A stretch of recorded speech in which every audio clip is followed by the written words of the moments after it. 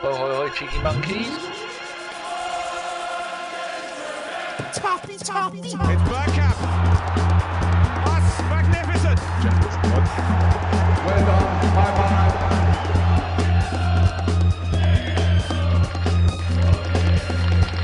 Be like the Arsenal. Be ambitious. Come on. Hello and welcome to Bergkamp Wonderland, an Arsenal podcast. I am host again because we have about a scurvy at ABW and I am the only one still able to talk. So with me tonight, it's only Geoff Arsenal. You're right, Geoff, how you doing? Daniel, how the devil are you, sir? Oh, fat, bald, and I've got a large amount of Baileys in my hot chocolate sitting in front of me. So tonight is a winner. You're fitter than 98% of the team, which is an amazing thing. Yeah, we should say get well to soon to Mr. Hollick. He's a poor bloke at the moment, but he'll be back fighting better than ever quite soon, won't he? Of course he will, indeed. How have you been? What have you been up to? All right, yeah, dancing the night away as normal, watching the Arsenal and having a great time. You, sir, live the life that most others could only dream of. Well, I've not got long left, have I, mate? So you got to use it up. Yeah, you're still quite a young man. With technology going the way it is, you'll make 130. I hope so, mate. So do I. Imagine we've been doing this since 2012. This is our 7th year. Time goes quick. It does, especially when you're yabbering on and not got Steve or Jason telling me, get on with it. So I will. People still haven't got tired, Danny. No, they haven't. It's amazing, isn't it? Hmm. Also with us tonight is, you might have seen him on plenty of the ABW transfer deadline day deals. It's Femster. You all right, Femster? How you doing, Danny? Nice to be on. Yeah, I've asked you on so many times, but you've only just told me why you can't make it. Do you want to tell the listeners why you haven't been on much? No, because I go to every home game, so it's sometimes it's quite difficult to make it. I do listen to all your shows, though, to be fair. Really good. Yeah. So I didn't realise that you go to all the games, so I'm going to stop asking you to come on the live shows and get you to come on the podcast more often. Yeah, just the home games. Away games are usually all right. Well, this week as much. This week, Jason has done a bunk, so it's going to be John, Lana, and I think Josh. So that's all sorted. But Jace doesn't let me pick people for the radio shows. I get told who's going to be on with me, and I get told I'm hosting, and that's the end of it. And there will be no arguments, so you'll have to try and tappy him up on Twitter to get yourself on. So are you all right then? You had a busy week? No, not really. Games are coming thick and fast, aren't they? So it's been a bit of a just game after game. But every time we look up, there's another game, isn't there? So I love it though, because over the Christmas period we hate it. No, it wasn't not Christmas. That time of year where there are no games. Well, there's about to be one in a couple of weeks, isn't there? Don't. I don't know what. Actually, I do know what I'm doing. I'm going. Me and Jason are going on same old Arsenal podcast. Oh, Dora, no, don't jump up. She's a bad cat. Yeah, so we're going on there in the international break, hopefully. So that'll be fun for a little bit of a chit chat, and then we might try and get Arsenal Beats another podcast. So hopefully, maybe the Arsenal Vision or the Highbury. No, it's not called Highbury Heels anymore, is it? I'm rambling. There's no one to tell me to shut up. Right. Next up, we have Richard. He's back for a second week in a row. Richard, how are you? I'm very well, Danny. How are you? Fat and bald and miserable, and tend to waffle on about cats, and my cat's chasing a moth. How there's a moth this time of year, I've got no idea. Have you reached the heights of fame from being on last week? You had a couple of thousand new followers on Twitter? No, not yet. I haven't checked, to be fair. So probably there's loads in my inbox of people that are following me now, but no, I don't think, not just yet. People often say to me, I say often, every now and then, oh, could you retweet this so I can get more followers? Or how do you get more followers? And I say, you do not want more followers, because the more followers you have, the more people are going to call you out and call you an arsehole and tell you you're wrong. Geoff, you know all about that when you're having 139,000 followers. Yeah, you know what? I'm just so impressed with Richard's. What's he live in a library or something there or something or what? That's colossal. How do you get time to look at and read all that stuff, man? That's amazing. Well, back in the day when I used to, because I live in West London and I used to work for Arsenal. Right. The train journey was about an hour. Yeah. So I could get a good bit of reading going on, but yeah, you ain't done bad. For the listeners at home, Richard has got his webcam on, and we can see behind him he's got a huge big bookshelf. And I've already grilled him on this, Geoff. Part of the bookshelf is his, part is his wife's, isn't it, Richard? Yes, it is. Yeah. Yeah. So all the Dan Brown stuff. Whose is that? That's mine, unfortunately. Good choice. I do like it. I love those films. Apart from the third one was rubbish. The rest of them, look, people are shouting, get on with it. So I will get on with it. Well, first thing we're going to do, we're going to quickly gloss over the Bournemouth game. Geoff, were you impressed with the 5 goals and the performance of the team? I was indeed. I mean, we got an early goal, didn't we? Which always helps. I think Arsenal, the way we've played over the last maybe 20 years, always need to start sharp. And we got that goal on 4 minutes. I think, was it Mesut Ozil? Yeah, I think it was. Yes, it was. Goal. Is that the goal where he chipped it into the ground? It was a cheeky goal. Yeah, he does that a lot, doesn't he? He passes the ball. It's amazing what he does there. I mean, I think he's the only professional I know that's ever done that, and it's just brilliant. Yeah, it was good, and we went on. Mkhitaryan got a goal on 27. Then Eddie Howe. I don't know if you noticed it, but he changed the tactics a little bit. Went 4-4-3. And the game changed for about 10 or 15 minutes, and they looked very, very good. They scored, and they come back into the game. But then we was a little bit lucky. Cost then scored on 47, and after that time, I think we'd got the gist of it. And took the second half. It could have been a lot more. Could have been 7 or 8. But you know what? I was impressed with that game. I was really impressed because the few games before that we was a little bit wobbly. And although we'd beaten Barca, I think the week before or something like that, 3-0. We had made a few mistakes in that game and the 2 previous games, so we got that out of the way, and we ain't done too bad since then. Over the recent years, when in the Wenger years, we've had plenty of managers that have been linked with Arsenal, be it Thierry Henry, who's gone to Monaco and failed, and then the manager who he took over from has gone back to Monaco and turned things round. Eddie Howe, another one, been linked with us quite often in the past. Would you say that these kind of things, Henry's disaster at Monaco and Eddie Howe, really, that's their 9th consecutive away loss in the Premier League? Does this really show that they're not Arsenal quality? You know what? I quite like Eddie Howe. And I think he's brilliant. Yeah, I do, and I think he's done a great job with the obviously the personnel that he's had at the club. He's made some good buys, but again, you can only work with what you got, and they're a small club. I think it only holds 15 or 20,000. I know they're being bankrolled by their chairman. They've got a lot more money than what they should have with regards to purchasing players and stuff like that. But the level of quality of player that they have got, I think they're overachieving. I think they've done well to stay in the Premier League for a while. And I like the way Eddie Howe plays his football. He passes. He plays a passing game. It's not about just kicking the ball long and stuff like that. He does, and he won't. He's like Wenger. He doesn't compromise. So whether or not he could do that if he went to a bigger club and attract top level players is another thing. I don't know, but we'll have to wait and see. But I wouldn't rule him out. Maybe in a few years' time, would come into Arsenal if he continues. Yeah, we've been linked to that Nathan Ake bloke. He had a terrible game, but I think he is someone who's got a decent future ahead of him. I like him. Before the game, I said to my girlfriend, who comes with me every time, have a look at him, because Arsenal, I think he's a player that we could be interested in, and unfortunately he didn't have a game that day, did he? Which is a shame. But I like him. I mean, he obviously applied his trade at Chelsea. He was an apprentice at Chelsea, wasn't he? As far as I know, got a few games there. But you know what? He's still very young. He's got a bit of pace about him. But again, as a centre back, you've got to have played the miles. Unless you're a top centre back that comes through as a youngster, you've got to get into your maybe 25, 26, 27 before you really start adjusting and get gaining that experience. But I like him. Another one, I like him. But we'll have to see how we go. Good, I agree with all of that. Fem, were you at the game as well? Yeah, I was at the game. Yeah. What was your thoughts on the game? Yeah, to be honest, we haven't been playing that well recently, but that was actually a good performance. It looks like we've been building confidence slowly, and the good thing about the games are we're making 6 or 7 changes in each game now, which is quite good, because it looks like we're fresher with each game that comes along. So there's not too many players that are playing 90 minutes every week, week in, week out at the moment. So, and the team seems to be benefiting from that.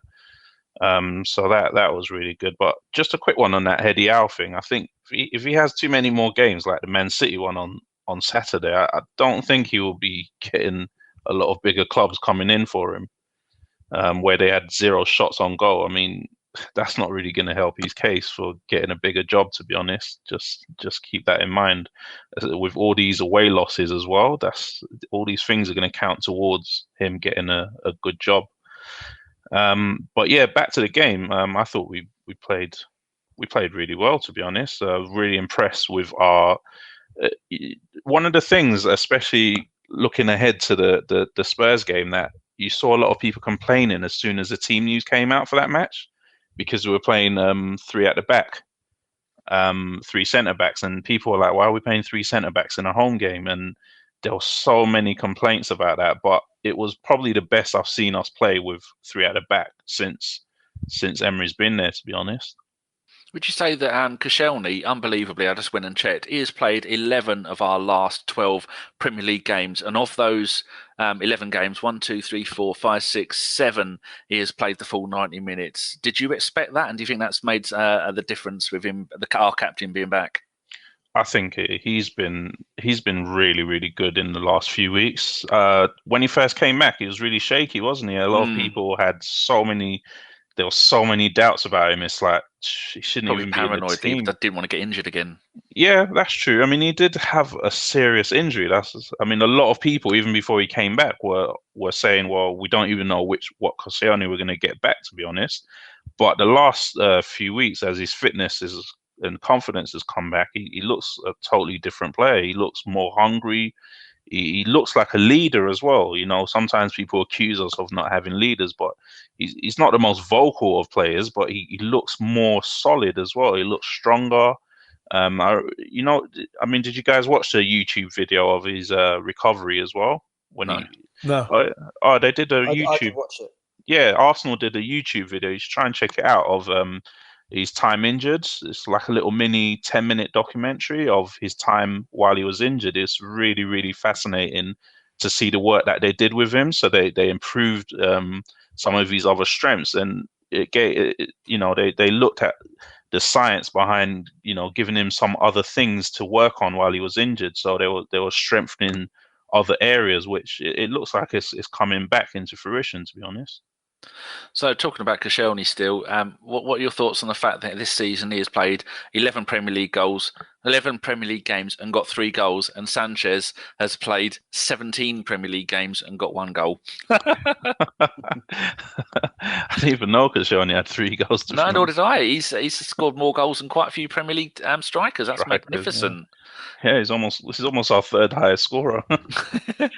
I think in the Premier League he is, because I was half asleep listening to the radio when they were talking about it. But yeah, like you're saying, coming back from that Achilles tendon rupture, which is almost a career-threatening injury when you're at his age, similar to like the kind of Santi thing. Like Santi is really doing well for Villarreal. They're having a terrible season, but another one who we all thought his career was over. I mean, everyone saw his display against Real Madrid. I think he scored. Did anyone see that? He scored 2 goals recently. Yeah, so I didn't see it. I heard about it. Yeah, magnificent. I think he'd still get in the Arsenal team. Yeah, well, he could do a job now that we've got a couple of suspensions coming up. While you're there, Geoff, what's your thoughts on Koscielny coming back? Did you ever think he'd come back? I didn't, to be honest with you. I thought that type of injury and the age that he's at, I thought he would struggle. But you know what? That time off might have done him a bit of good. Because he had a long layoff.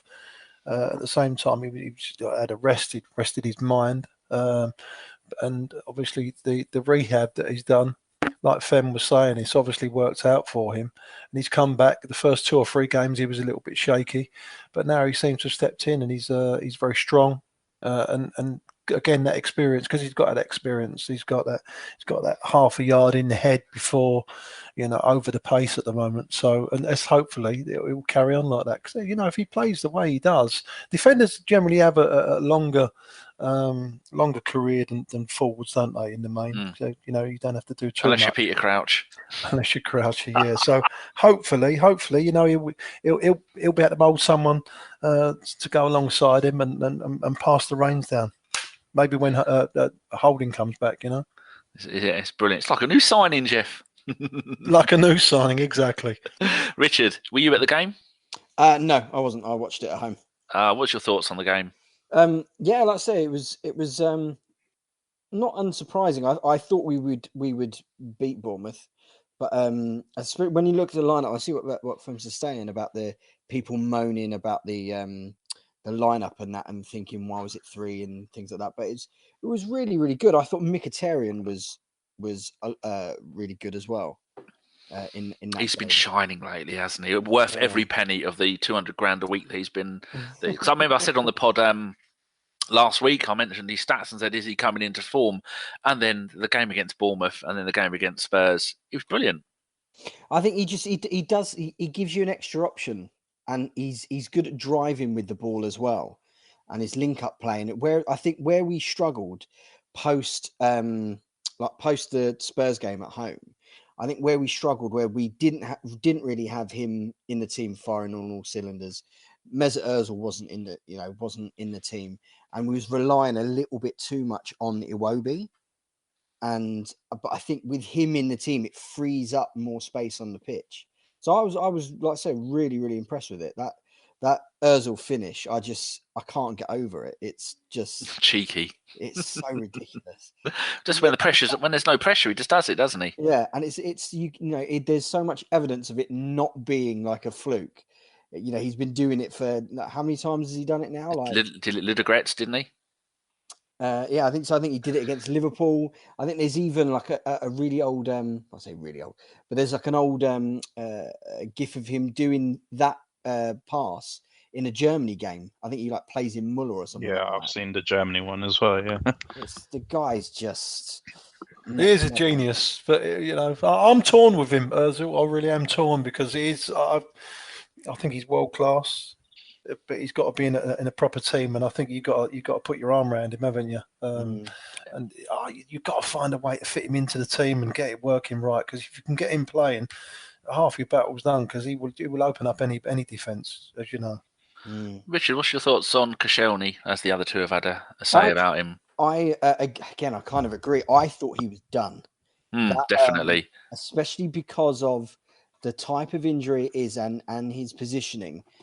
Defenders, centre backs rely on their spring, on their, they're on their haunches, they're on their toes all the time, kind of thing.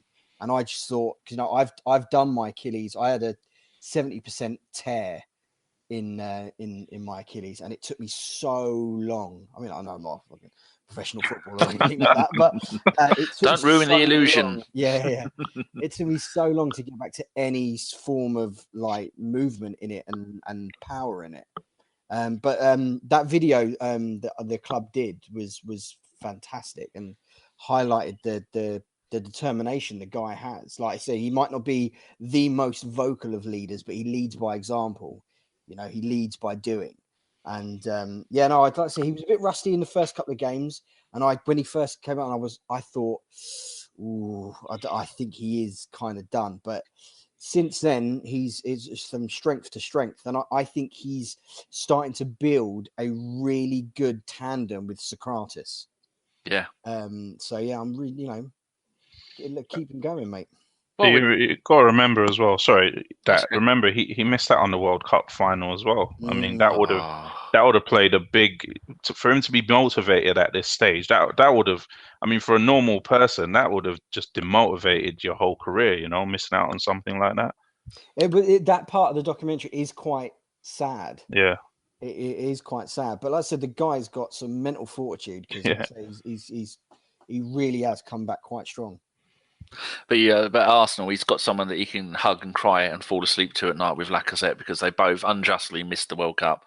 And imagine that because we have got. I did a tweet a few years ago of all the players who have played for Arsenal and won the World Cup, and I think there was about 20 odd people, whether they won it while they were at Arsenal or they won it and then once they'd left Arsenal or anything like that. But it was a very big list. Maybe I should go out and tweet it again and people can ignore it like they did the first time. While we're talking about individual players, Femster, your thoughts on Ozil? People are saying, he's a lightweight, he's missed a load of games. He's played 17 games in the Premier League. He's missed 12. In those 17 games, 4 goals, 2 assists. Now you think, what were those goals against? Well, one against Newcastle, one against Watford, one against Leicester, and one against Bournemouth. They're not really the highest of quality, are they? Yeah, I'm with Geoff on Ozil. I mean, great player, very talented, but you have to build a team for him.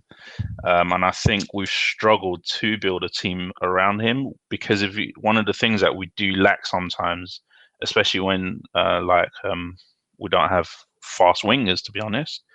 If we had like really dynamic fast wingers, I think he would thrive as a number 10. But it's coming back to form, to be honest. The last couple of games, he's worked hard. He seems to work hard, tackle back. He seems to be doing that as well. But it's a bit up and down with Ozil. I mean, the problem that I've got now is when are we going to see him in an away game again?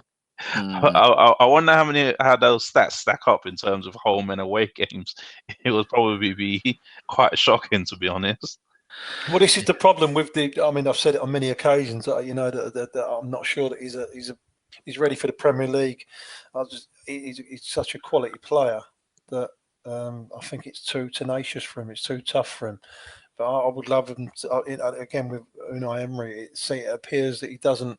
He wants a working team where everyone works. Where Mesut Ozil in the past, if he's not affecting the game offensively, you might as well be playing with 10 men because he don't really. All right, he gets back and pardon me, he'll make plenty of runs and he'll get into position, he'll get into shape. But people goes past him if the ball's there to be won in the air. He won't even bother going for it, and he is a passenger. But you've got to try and get him to. You've got to try and get the ball to him in the final third. That's when he affects the game. Well, looking at his games, Femster, I keep calling you Fem or Femster. I'm going to do it all the way through. It's like with Josh, I keep calling Josh Ross because they both sound the same to my brain. But you're asking about the games that he's missed. He's been injured for 5 away Premier League games and he's been on the bench for 2. Yeah, I mean, that's 5 games, so injury and illness, I'm guessing. I was ill. Yeah. I wasn't feeling well. To be honest, one thing I've noticed with him, the home games that he has played recently, is he doesn't do that walking around anymore. You know, that walking around that we saw last season? Yeah. I think that Man City games, remember, where they got absolutely destroyed, where they were just all walking. There was one against Everton away, I think it was last season. Yeah. Where my blood was boiling watching him. It was, and that's the thing with Ozil. It's like, the sublime and the almost like ridiculous when it comes to his work rate sometimes, bless him. I think he's getting ready for old age because our Goonaholic does walking football. So I think Ozil is just getting himself ready for that mindset. He's going to join up with our Goonaholic and take on the world of walking football. But he does do. But he covers a lot of distance walking, though. He's what's that? Isn't that an Olympic event? Speed walking.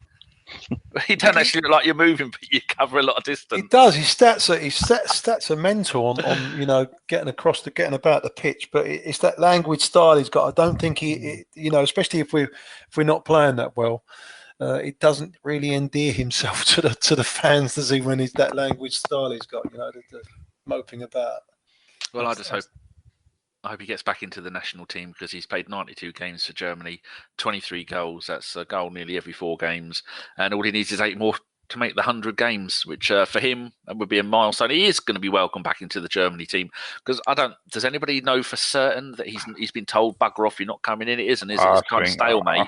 I think they've burnt a lot of bridges. Yeah. Especially with the statement that him and his agent, sent out that when he was leaving. I don't think that's ever happening. Really? Especially with, no chance. Especially with Germany. I mean, today they just axed 3 more players, didn't they? Have they? I mean, I'm English, but I don't support England. I like Germany. I like Sweden. Yeah, they've just told 3 players that they're not allowed to play anymore. Well, they're not picking them anymore. Hummels, Boateng, and Müller. Yeah, 3 big players. They're all Bayern players as well, aren't they? Well, there you go. Right. Does anybody want to say anything else on Ozil or speed walking or anything before we move on to the main thing while people are listening? I'll take that silence as a no. Excellent. Right. Next part, we're going to go on to the Spurs game. Geoff, were you at the game? I was indeed, Daniel. Yeah, you there? Can you hear me? Yeah, I can hear you. It takes a little while to get used to this. Chris, last week when Chris was on, he was looking through Twitter for the Fifes forum, and then he read them all out, and then he didn't realise they were all in the chat box. So it's a whole new system for us. We've dumped Skype because Skype is rubbish. So Yeah, we can hear you. What's your thoughts on the game and the atmosphere and all the other stuff that went on? Brilliant. I went to the game. Got there quite late, but you know what I noticed? I've never seen so many homeless people in my life in one place. Amazing. They got more stadiums than Premier League trophies. Funny looking heads they were, I swear to God. And, you know what? I missed the first goal. We got in there a little bit late. Again, we scored early. Well, when I say early, 16 minutes, wasn't it? That's how late got in there. Ramsey scored on 16. I missed the goal as well because my stream died. I was just walking into the stadium when Ramsey scored, and I thought it was an Arsenal goal because the roar wasn't that big. So I thought, we must be. But you think, surely, have we really scored at Tottenham? Have we gone 1-0 up, which would be a right touch. So when we got in, it was 1-0.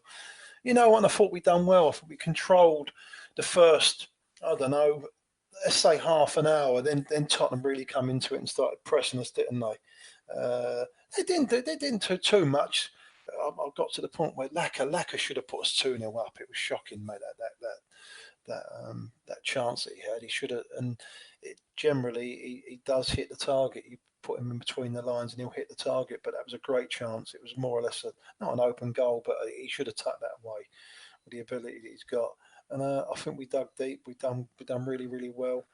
I thought we were going to hang on, and then I think we got cheated out of that Harry Kane goal. We'd no doubt go on to that later on.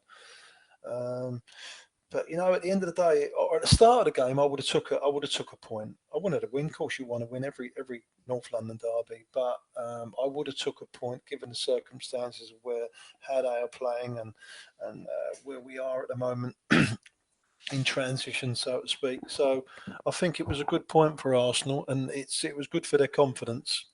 And we'd more or less put them out of the running for the title as well, haven't we? I think we more or less secured it, so it was all good.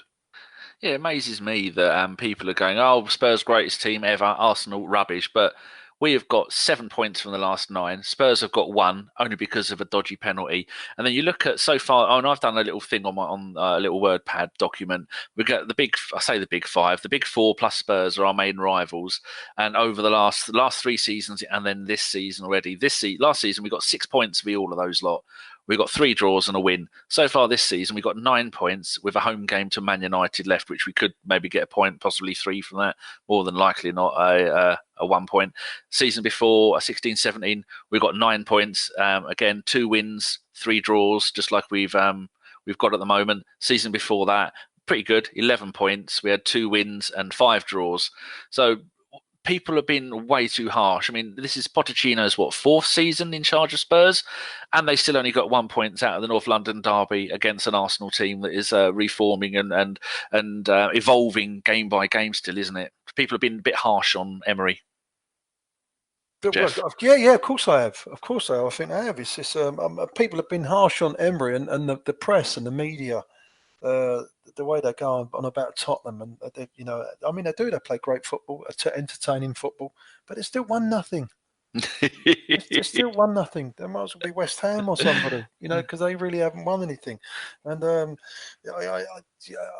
put a thing out on Twitter the other night because I watch. Obviously, we all watch all the matches, and I see all the Tottenham games.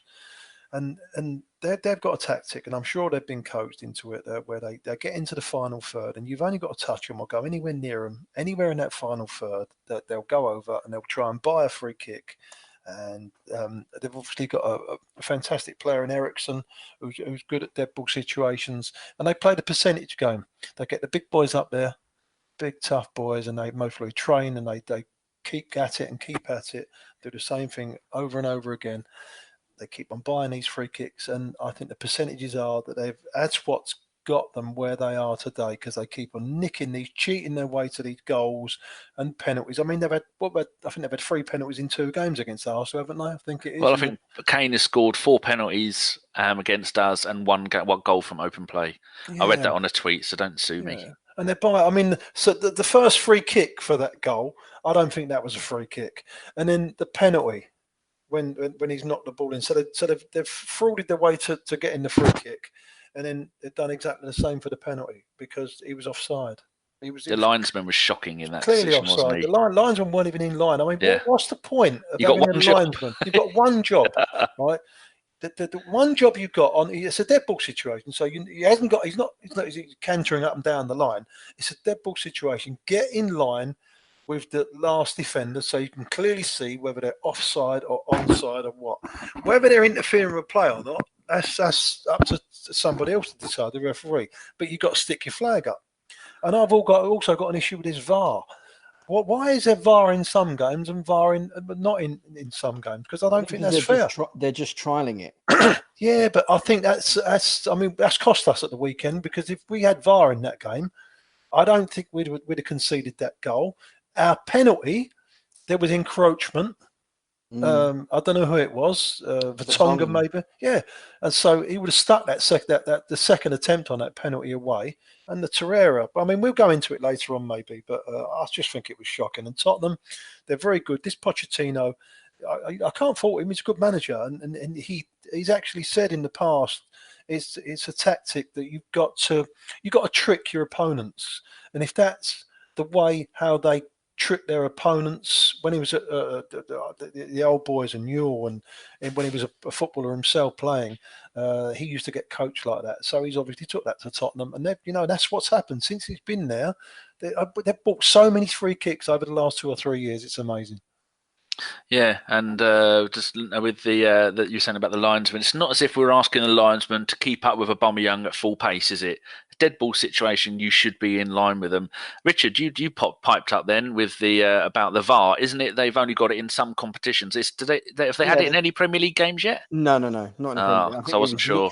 I think last year they did it in the League Cup, and I think this year they did some select games in I think the FA Cup. Yeah. And that's bad, but I think it's coming in full time from next season, isn't it? In the Premier League. Yeah, that'll be interesting because they'll be toast. That Tottenham will be toast when they do bring it down. Toast. I said that a bit loudly, sorry. I've got my tinnitus. I'd still want them to make some changes to the VAR. Yeah. I worry about VAR with English referees. I'm not going to kid you. Yeah, they're not known for being the best. Well, they are quite the best in the world, but referees as a general group aren't really that good, are they? I think one thing that they should do with the VAR, I think they should open up the refs' mics. That would be interesting. You have Tony Adams screaming at him the whole time. That was brilliant when that happened. Eventually, yeah. Was it he called him a cheat? Was it Elliot? Yeah. I think it'll do them a favour though, because they won't get that much abuse, will they? No, I think it'll be a positive thing. Yeah. I think you look at it. I know it's like slightly different kind of thing, but in the rugby they have the same. The viewers at home, and you can buy ref links in the crowd and stuff like that. You can hear what the ref is talking about, so you can hear what the ref is checking in each instance. So you've got clarification, you've got transparency in what's happening. Because I think that's like a big failing of VAR in football. Is half the time people still don't know what's going on. That's right, exactly. You can deal with a decision if you know what they're talking about. You can agree with it or disagree with it, but at least you can accept it. And I think having the mics open as well, I think it will calm down the way players speak to refs, because they shame them. Yeah, it will do. Because I noticed when Tottenham got their penalty, and Kane's running over to the ref, and he's saying whatever he's saying to the ref. Covers his mouth up a lot, doesn't he? Cover his mouth. Thank you, John Terry. You know what I mean? So I think that's my one thing. One of the things I would change about VAR, which I don't think they're doing. Do you think maybe we should, for the Champions League games, we have what are they called, 9th, 10th, 12th officials, where they run the back of the behind the goals? I think we should take like you're saying from NFL, where they have a mic up, have that, and also have 2 referees on the pitch at the same time. Senior referee who makes the main decisions, but you have another one where you can say, could you go stand over there?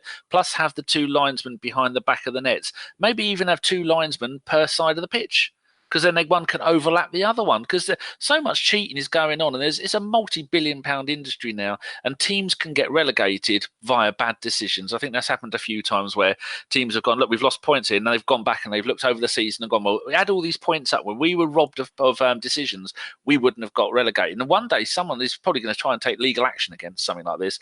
I think the more refs we have on there, and but VAR, Femster, you were talking about your worries about VAR. Is it going to be like the World Cup when it comes in? Is it going to be like 3 or 4 penalties a game? Because that was going to The XG for goals is going to be crazy. Well, it's just, I mean, I'm just judging by other leagues. The German league absolutely hate it. They're trying to get rid of it.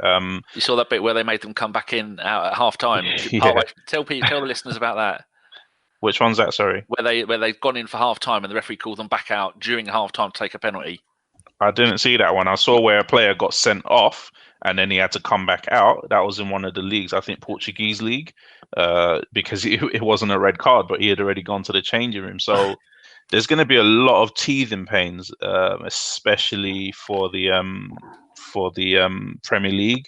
Like I said, Premier League referees, there's a bit of arrogance sometimes, isn't there? When you watch them, people like Mike Dean, I imagine Mike Dean using VAR, like, for God's sake. Yeah, but surely, with that VAR, if you get 90% of them right, I just think the first 3-4 months, just like in the World Cup. Remember at the World Cup, in the group stages, it was absolutely chaotic, wasn't it? And then by the knockout phases, it's like VAR didn't exist anymore. So I think that's what's going to happen. It will start very, very hectic and then just calm down. But just on Tottenham, I don't really watch Tottenham that much. So for me to watch them in that match, I couldn't believe that they just embrace the dark arts, don't they? Not just the cheating and the diving, but the fouling that they do. Yeah, just the sneaky little Danny Rose, fouls, just kicking players left, and then the referee just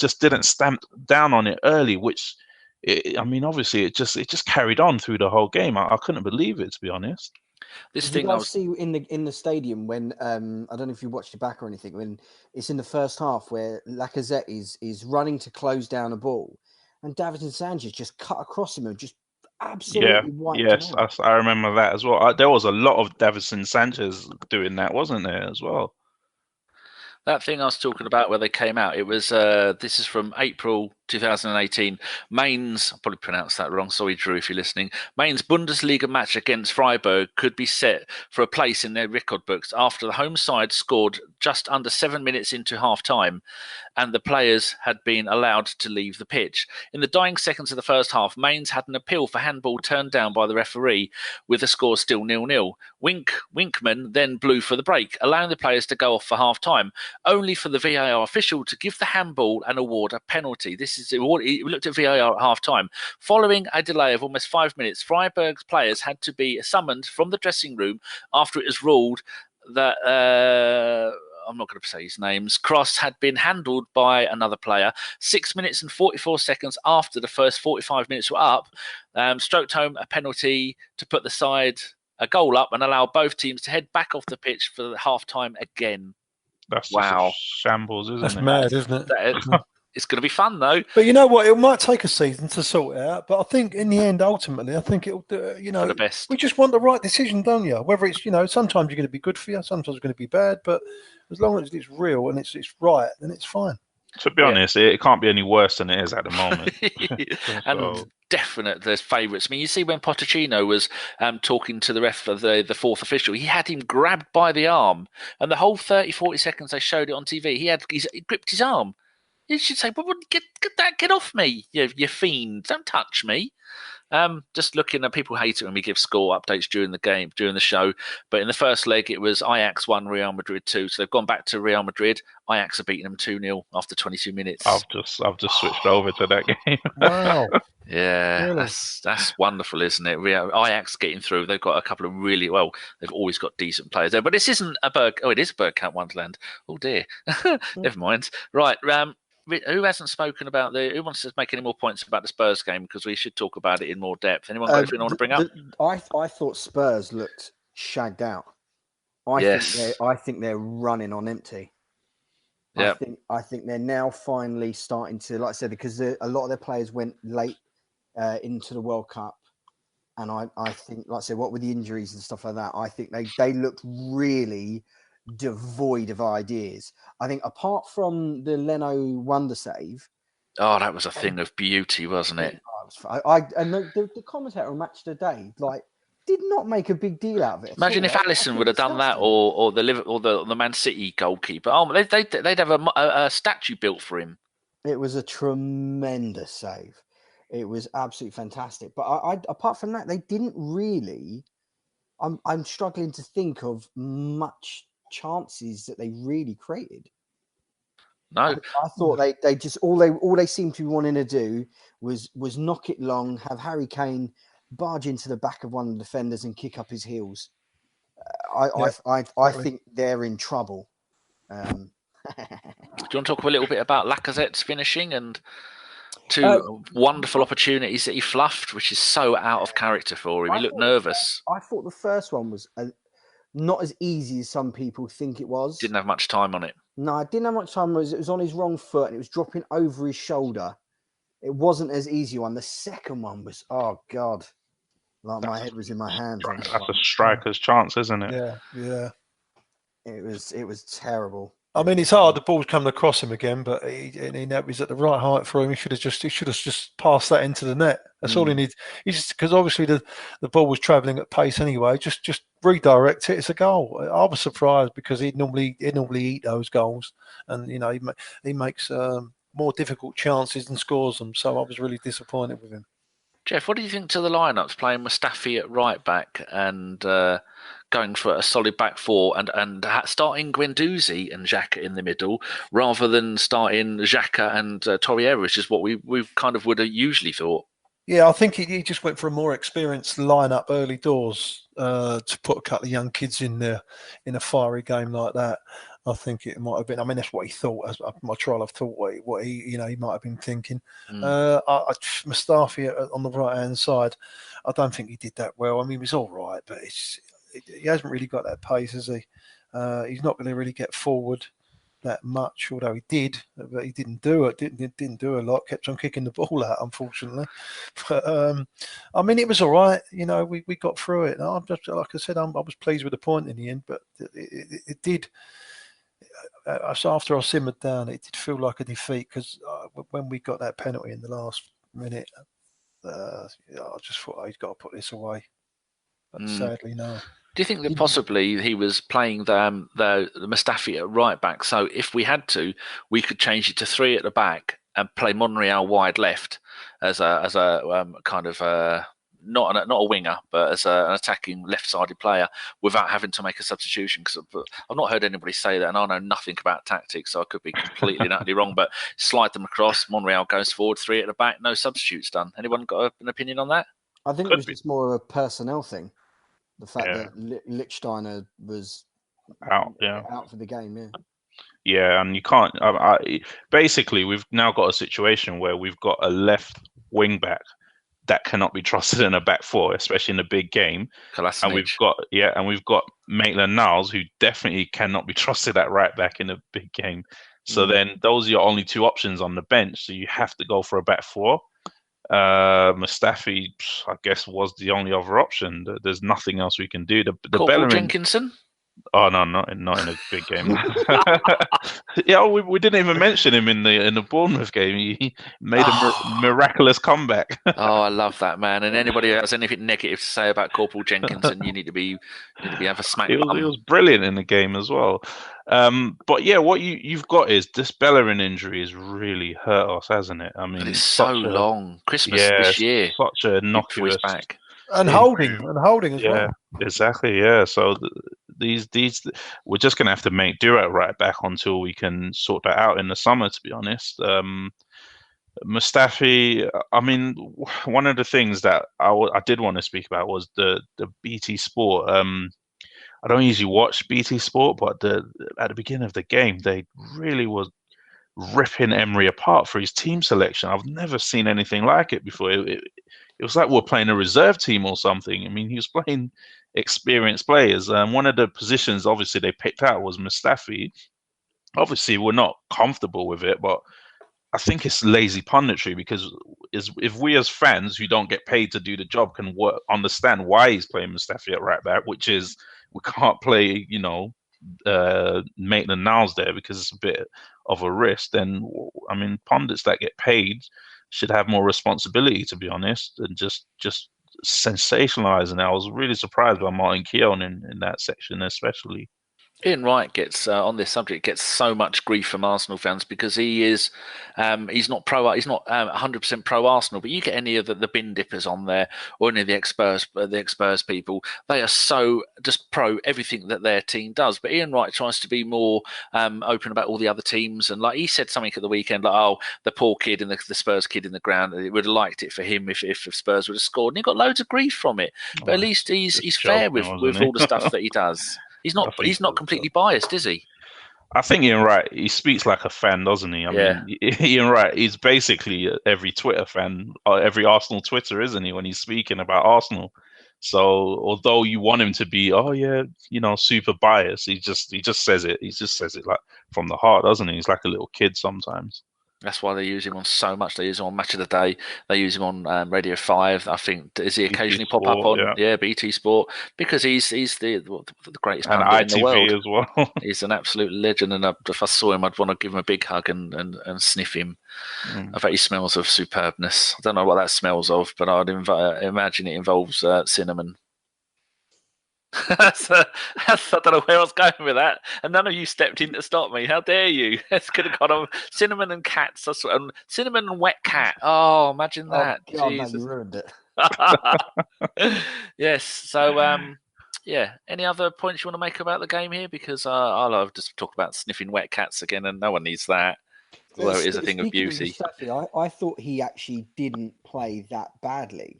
Defensively, anyway. He does. People are very quick to jump on his back, aren't they? I thought he like I say, they didn't really attack us down that side. I think Mkhitaryan helped him out loads as well, getting back when he could, and they did. It was all down there. That was true, actually, wasn't it? Yeah, it was just that's the frustrating thing with Mustafi is he can be decent for 89 minutes, and then he's got that 1 minute where his brain leaves his body.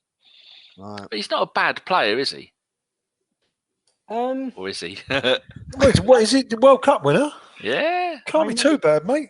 Do you know what the thing that sums up Mustafi for me? The picture I get of him in my head is that a pained look on his face where he's trying to convince the rep that he got the ball. He's always going to ground. He's always he's like he's too rash. He's like a second too late. He's a second too late to think of something. I just don't think he's good enough. He's not terrible. I just don't think he's good enough. I think he has mental lapses once every now and again. And I don't think it's going to get better for him, bless him. Like how he's like, what? Is he like 26, 27? Yeah. He's 26. The problem, the thing I would say is whenever I look at a player in our team is, if he was playing for another Premiership team, would you take him? As in, if you watch a player like, I don't know, who's that Liverpool centre-back who just gets ridiculed all the time? Lovren. Would you take Lovren? No. He makes he's got a mistake in him every single game. No matter how decent he might play in the unit, he's always got a mistake in him. And that's Mustafi. That's what other teams see when they see him. Most people don't watch the full 90 minutes. They see the highlights. If every highlight you have of him is him sliding on his arse and and struggling to get the ball, then But anyway, I'll stop thinking about him, to be honest. It'll hurt my head too much. Geoff, something that confused me in the 72nd minute, we took off Ramsey, who was having a really good game, brought on Mesut Ozil. 2 minutes later, they get the penalty. So I thought it was a little bit weird that if you're playing away to your arch rivals, Ramsey is going to be all over the pitch doing every job you want him to do. You bring on Mesut Ozil, who is just going to walk around, and he's not really going to. History has shown Mesut isn't really up for the big games like this, is he? So do you think that was a bad decision? Should have left Ramsey on? No, I don't. As it happens. Oh, yeah, go on then. No, I don't. I just think it was. I think it was more a like for like, so to speak. Mesut. I think, like I said, he's a terrific player, and he might have thought that he could have kept the ball a bit better, maintained possession, and opened Tottenham up, especially when Aubameyang was on. It was leaving a few holes, and he's got a little bit more pace. He runs in behind more than Lacazette, and I think that they were looking for Mesut Ozil to play him in a little bit more, and he did 2 or 3 times. He you know, and I thought he done well when he come on, Mesut, to be perfectly honest with you, and I think it was a fair substitution. Don't you think that we went a bit early with the subs in this game? Guendouzi was a weird one, wasn't it? I thought I know what Emery was thinking, as in we looked like we had lost all control in, towards the end of the first half. So I think he wanted some control in midfield, but I think we went a bit early with especially the Guendouzi substitution, because Tottenham came out second half and they were much worse than they were in the first half. Yeah, then after 59 minutes, they brought off Wanyama and brought on Lamela, and that's when you think, oh yeah, now they're going to go for it. And so then we do the same kind of thing, take off a midfielder and bring on an attacking midfielder. Richard, what's your thoughts on that? Well, like I said, Femster said about this, they were so poor in that second half. This amazing, war speech that Pochettino supposedly told Danny Rose. I thought, like I said, they were there for the taking. The space was beginning to open up, and I agree with Geoff in the sense of bringing on Mesut. They would have more space to put in runners in behind Aubameyang. I think like Mkhitaryan put him away once, and he, like I said, unfortunately just couldn't get the ball out of his feet. And but yeah, no, I think it was the right idea to bring on Mesut. I think the Torreira made sense, because like I said, we were starting to get dominated, and I think maybe just a little bit more sitting and the physicality of Torreira might have been a bit better. There was like a couple of times when Guendouzi got caught on the ball thing, but it was just it's just disappointing that second half, because like I say, I think although like Geoff said, we would have taken a point at the start of the game, at the end of it you felt it was a loss. Yeah, but you look at the stats of the game. They had 11 shots. We had 9. They had 60% possession. You can figure the rest out for yourself. Pass success rate, 78 for them, 63 for us. They beat us in the air, in aerials, 18-12. But the thing that we absolutely mullered them on, tackles, them 14, us 23. I think that's where it come down to for us. We managed to get the point. I mean, I think we were all before the game. Not that anyone ever says, would you like to take a draw? Okay, well, we're not playing the game. Everyone's accepted a draw. But before the game, I said to myself that I'd like it. If we get a draw from this, 4 points from the 2 North London derbies. And all I want from a successful season, beat Spurs at home, don't lose to Spurs away. I mean, for me, does anyone agree that makes a successful season? Obviously, you'd like to beat them away, but 4 points, brilliant. Oh, well, 4 points. Wherever we are with Tottenham over the years, I've been going since 1971, and wherever we are, when I first started, we was a better team than Tottenham, but then they took over for a little while, for maybe 10 years. They was a better team than us and finished higher than us, etc., etc. But no matter where we were or where they are in the league, the London derby is a great leveler, and it's always been that way, and and we've battered them for the last 20 years, really, haven't we? But even though we've battered them, we've won the game, more than Tottenham. The games have always been quite even. It's been crazy. We've seen some mad matches, even at the Emirates, when Bentley scored that screamer from 50 yards or something, some mad position. But and when they come back, when we 3-0 up at one stage, did we go in front 3 times? 4-2. 4-2, and the game was finished, and the last 2 minutes they scored 2 goals. 2 goals, that's right, exactly. So it's an amazing thing that the London derby, North London derby, anyway. Yeah. So it's got to be hard for them, poor buggers, because they're the greatest Tottenham team that have ever lived. We're in our manager's first season, and we've got 4 points out of 6. Richard, you happy with that? Yeah, I'm happy with that. Good. So we all agree on that lot. Well, there are a few debatable points that we haven't talked about in the game, because we've got a new section coming up, haven't we, Geoff? Yeah, we have indeed. What's it called, Danny? It's Femster named it Judge Geoff. It was Richard, actually, that named it. Give him the credit. It was indeed. Geoff and Jury. See, that's what happens when I'm knocking down banana chips and supping on hot chocolate. I tend to lose track of what's going on. So, Richard, yes, you named this Judge Geoff, didn't you? Judge Geoff, yeah. Right, so Geoff is got the talking points from the game and what the referee's decision was, and then he's going to read out the talking point and then ask Femster and Richard what their decision would have been. So over to Judge Geoff. Yes, Richard, you can go first. Xhaka missed tackle from behind on Kane. Ref's decision was nothing. What do you reckon? I thought Xhaka was really lucky. Yeah. I think the fact that there was like 2 other players around him and it was kind of got missed. I thought it was a red card. You could be right. You could be right. Femster, right. Harry Kane's headed goal from the free kick. The ref decision. Offside or not? Yeah, offside. Did really well actually on the set pieces. They had quite a few of those diagonal free kicks, didn't they? And we kept a really good line. I've been really, really impressed with us on set pieces this season. Touch wood, we're still the only team that hasn't let in a goal from a corner this season. Directly from a corner. And did you know we're the only Premier League team not to have an away clean sheet in the Premier League? Yeah. You know what? That is an amazing stat, considering the last 20 years. I would imagine we've been the worst team conceding free kicks, haven't we? Yeah, so we've been really impressive on set pieces. That's why the game a similar goal wasn't there against Bate Borisov.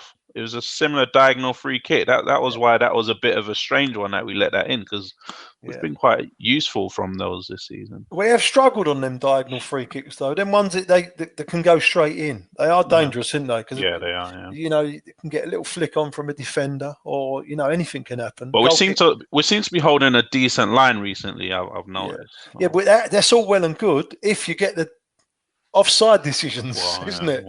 Because 9 out of 10 teams they run offside, don't they? They don't hold. Anyway, Richard, you're next. Xhaka foul on Sissoko. I can't remember it. Nor can I. Danny, you're going to have to explain this. Sissoko went down like he'd been shot and was rolling around, and Xhaka just come up to him, patted him on the head, and the referee gave a free kick. I think that's fair. Do you remember it, Femster? I remember seeing Xhaka patting someone on the head. Did he give a free kick for the pat on the head, or did you? Probably. It's likely they didn't get a penalty. It was in the middle of the field. I suppose the Spurs players didn't drag him down into their box and go, referee, penalty, look. Oh, amazing. Femster, this is more controversial, this one. Danny Rose is lunging foot into Leno's chest. Ref's decision was nothing. I mean, ridiculous, isn't it? Unbelievable. And even post the game, nothing's been done about it. Absolutely. The worst part of it is the referee saw it. How can you see a challenge like that and give a yellow? I mean, it will tie into, I'm guessing, one of the decisions later. But how can you see it, give a yellow card, and that's just it? It's fine. But I think Leno kind of he helped him a little bit, didn't he? Because he didn't go down straight away, which I'm guessing he was more concentrated on the save, because if he had gone down screaming and everything, that might have... Shocking. Yeah. Shocking. If VAR was in, he would have got a red straight away, wouldn't he? Yeah. He'd have got a red and 6 months in jail, if you'd imagine. It was so bad, wasn't it? Anyway. There is one I forgot to put on here, Geoff. It was when our goalkeeper had the ball, and when one of their players was getting up, he put his foot into Leno again when he was getting up and kind of kicked him, and the referee did nothing about that as well, but I couldn't remember the details. No, that was that was on Koscielny. Yeah, it was on Koscielny. That's right. Stamped on him, Sanchez. Yeah. And that was it, and nothing's been done about that as well. That Sanchez, dirty, whatever, isn't he? Because he was really dirty during the whole game. Yeah. South American. Right, who's next? Femster, you're back in the hot seat. I might have 2 in a row. Socrates jumping all over Lamella. Ref's decision was a free kick. Isn't that just like? Is it 6-1, half a dozen the other? Yeah, Tottenham seem to do this quite a lot, don't they? Harry Kane did this to Socrates as well, if you seem to remember, where they wait for the ball to come and then back into the defender. That's the game. Exactly the game. The referee was falling for it every single time. Again, it's what I'm saying, because it's always high up the pitch, and they don't wait for the contact, and they go bomb. They just fall. Yeah, because there was another one where Harry Kane actually flipped Socrates onto the ground, didn't he? And I thought he was injured at that point. It's just quite a dirty tactic, isn't it? We don't have a lot of those physical type of strikers, do we? No. Yeah, that's true. Okay, next one is Richard. Spurs free kick and 5 Spurs players offside. Ref decision, nothing. When was that, Danny? You talked about the just before the penalty. Goal. We just covered that, didn't we? Yeah, but we've still got to talk about it. It's Right, Judge Geoff. okay. I mean, you make the rules, Geoff. Oh no, Yeah, this is a separate one, isn't it? This is the penalty. The first one was an offside goal. This was a penalty. Where the penalty is. Yeah, when they got the Oh penalty. yes, Yeah. yes, of course. Yeah, wow, that was shocking, wasn't it? Again, the linesman, what was he doing? Oh, he's not in position. He was bending down, trying to peer around. Oh God, it was ridiculous. And I've seen so many people. I say so many people. A certain few like journalists and stuff like that trying to justify it, like because Harry Kane wasn't going towards the utter. It's offside. Nonsense. It is offside all day long. It is absolutely ridiculous. But Mustafi's challenge was like, is he dopey enough or not?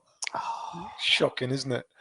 You know, maybe he panicked or something, but you know. But then someone made a good point about the Mustafi challenge, which is he's a centre back, isn't he? So he's not used to being on that side. Yeah. Exactly. He's used to being on the Koscielny side. So if he did that on the Koscielny side, he could have got away with it. But if you're going to do that from the other side, he's definitely going to go down, isn't That's he? right. It's too obvious, and Tottenham don't need no encouragement to go down, do Yeah. they? Anything at all. They're looking for it. They're feeling for it all. They're always leaving legs in. You notice them. Every one of them.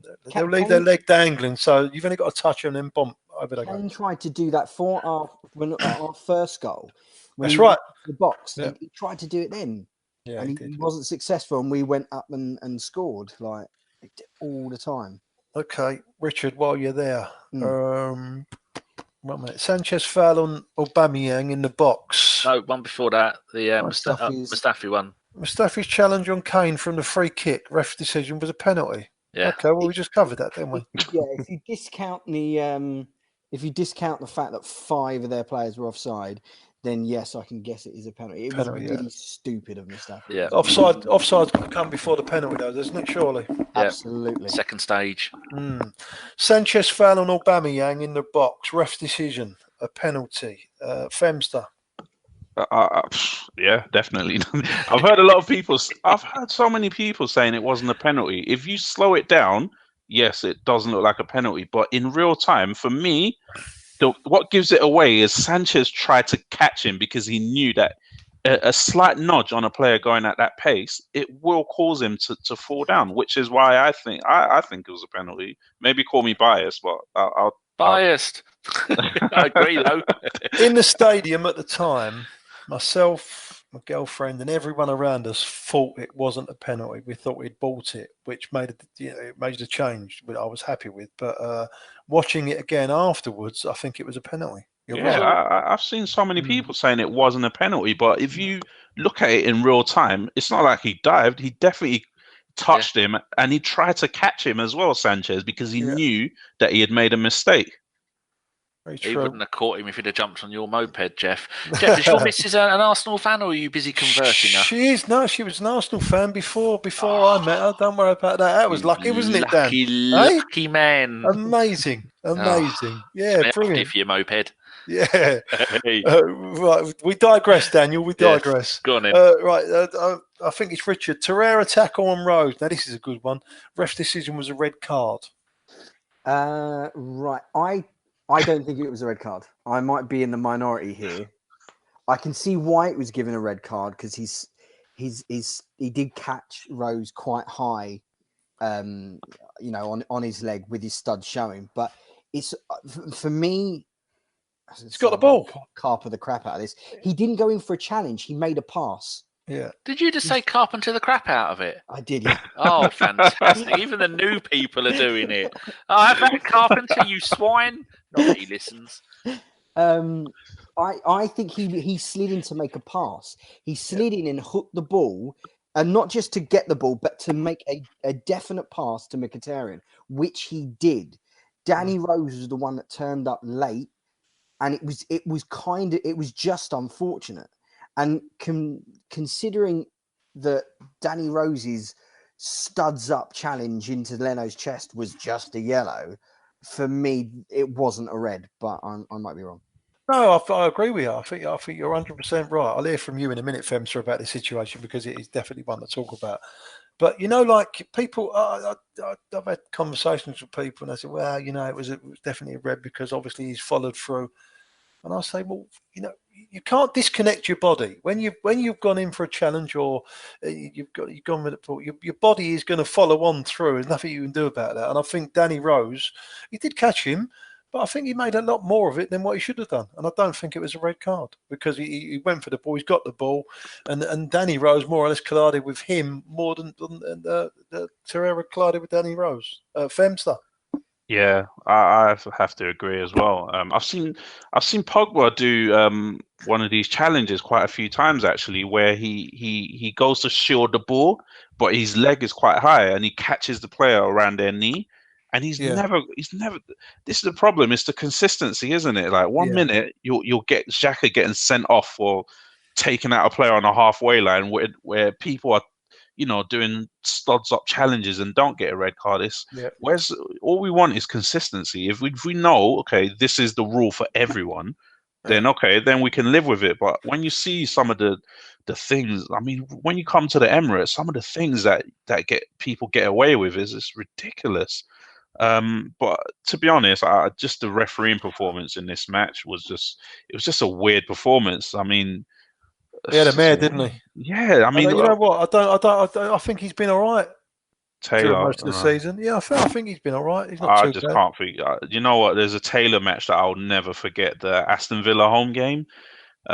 First game of the season a few years ago. Yeah, we got beat 3-1, and he sent Koscielny off. And that's right, shocking. Oh, I'll never forget him ever since that game. Shocking. In this game, I mean, there was a point in the first half where he was telling Leno to hurry up on goal kicks, and I was thinking, we have a competition at the Emirates on how long, how much time the goalkeepers waste on goal kicks without ever getting a warning. Unbelievable, sure. And in the first half, we're getting warnings for goal kicks. I'm like, what's 15 going on minutes? here? 15 minutes gone. He was getting a warning about the what's going on here? So. Dano, I think that's me done for now, isn't it? For the judge Geoff, or whatever you call it. So I think the gist of that is much like my mate Ren when he makes custard. The consistency is disgusting. Who's doing the listeners' questions? Femster, you're doing the listeners' questions. Straight in with the big stuff. That was really well done, Judge Geoff. If anybody wants to catch Geoff on Twitter, it's at Geoff Arsenal, and send him all your Judge Geoff questions all day, every day, and make his life. No, don't do that. But next time he's back, we will have we've got 5 Straw, and we're going to have Geoff Judge. Good shot. Judge Geoff, in fact, the other way around. So, Femster. Okay, listener questions. So we're going to go with the first question, and I'm going to ask Richard this question. This is from Trenry, I think is the name. Sorry if I messed up your name. It's Trenry. Yep. And the question goes, what would you rather happen? Arsenal to get 4th place in the league, pushing Spurs down to 5th, or Arsenal to win the Europa League and Spurs finishing in the top 4? And for listeners that don't understand that, if Arsenal finish 5th and win the Europa League while Spurs finish 4th, that means Spurs would lose. No, they wouldn't actually. No, that's not how. No, that's not how it works anymore. How it works now is you can have a 5th team in the in the Champions League now, because Europa League place is counted separately. Because that's what happened with Man United, isn't it? Where under Jose Mourinho, they won the Europa League and they finished outside the top 4, and we had English teams had 5 teams in the Champions League this season, didn't they? I think so. But what would happen if one of our teams in the Champions League finished outside the top 5 and won the Champions League? Would we get 6 teams? It's crazy. No, we wouldn't. So basically, Richard, the question is basically saying, how much would you love it if we kicked Spurs out of the Champions League by winning the Europa League, or by finishing in the top 4 ahead of them? You're on mute. Oh, he's gone full Jason Davis already. Sorry, boys. As much as I would love depriving the Spurs of the Champions League place, I would rather the trophy. I would rather, we haven't won a European trophy since 94. I would much rather have a trophy. Absolutely. Spot on. Yep, I agree. I agree as well. Wouldn't it be more fun though if we if Chelsea finished outside the top 4 and we played Chelsea in the final for the place in the Champions League, and we knocked both Spurs and Chelsea out of the Champions League That'd be good. by winning the Europa League. That would be good. That'd be the dream for the so far this season, wouldn't it? Okay, next question. We'll go with Geoff for this one. It's from Jimmy R. It says, how many English players would we need in our squad for the FA to allow the officiating staff to call our matches fairly? That's brilliant. No, I don't think it's got anything to do with it. I just think the referees are shambolic at the moment, aren't they? I think they're the worst in Europe, aren't they? Is that a fact? I think it is, isn't it? Well, if you say so, it is. We're sticking with that. Judge Well, Geoff. the top league, anyway. The top Judge league. Geoff has made the decision. Well, did we have any World Cup referees? We didn't, did we? We didn't. Arsene there you Wenger in his last press conference he went on that little rant, didn't he, near the end of his time? Well, anything Arsene says, I'm behind it, mate. No problem. As you well know. But we have got a few English players coming in through the ranks, haven't we? I was looking at the under 23 game last night. There's quite a lot of English players in there. They are very, very good. So much promise and talent, and the under 18s. Balogun got a hat trick as I think we smashed Norwich 6-0. He's another one. Him and John Jules from the Ministry of Sound Party. They are both. They're the new Eddie Nketiahs. John Jules, and your guy that you've been talking about has been making headlines. Amici, is it? That Bayern Munich are looking at him. All right. Amici, yeah, Bayern Munich. Who's he play for? He's on the 23. I think it's Amici or something like that. He plays. Oh, I don't know. So, yeah, Bayern Munich are looking at taking him from our hands. But yeah, we've got a few English players coming into the ranks. Hopefully some of them will break through. Save us a bit of money, I guess. Yes. All right. Next question is from Noir Confidential, who's a regular contributor with some great questions. So he's got a couple of questions, but I'll ask them one by one. I'll go with Danny for this one. It says, at the beginning of the season, we went on a 22-game unbeaten run. Since Emery knows his players a lot better now, and they know what he wants from them, is it unreasonable to think that we can go on a similar run and finish third? Not unreasonable. We can do it. We've had, I think, dilly-dallying with the formation. We have now come to realise that, like all good managers, he changes his formation for who we're playing against. I think we've had so many years of Wenger sticking to a formation and playing it no matter what the opposition, and then going, everyone's playing 3 at the back. Let's all play 3 at the back, and then that didn't work, and then going back again. Not saying anything negative about Mr. Wenger, because the man is quite rightly a legend. Everyone has different ways of doing stuff, but I do actually think that Emery is doing this and planning and looking at the opposition, because it was always people used to complain that Wenger would just tell you to go out there and get on with it. That's the gist of it. Whereas some managers give you an entire dossier on every player, their previous games, positions, which is going over the top in the other direction. I think Emery is getting it just right. And so lots of players are going to get lots of positions and lots of chances. And yeah, it seems to be working. And we have got a really easy run in towards the end of the season. We have got Man United at home, and then we're away at Wolves, home to Newcastle, away at Everton, away at Watford, who are not good anymore, home to Palace, who they're not bad, away at Leicester, they're in pieces, at home to Brighton, who aren't very good, and away to Burnley, who hopefully by then their great run will have ended, because they're kind of the informed teams at the moment. So I think we have got, apart from Man United, we have got a really good run in there. And depending on how we do in the Europa League, I think we'll get past the French team. But the team after that depends on if we get knocked out of the Europa League, then we're going to make a decent run for 4th place. Totally agree with that. I'll actually let Richard answer that question as well. It's quite a good question.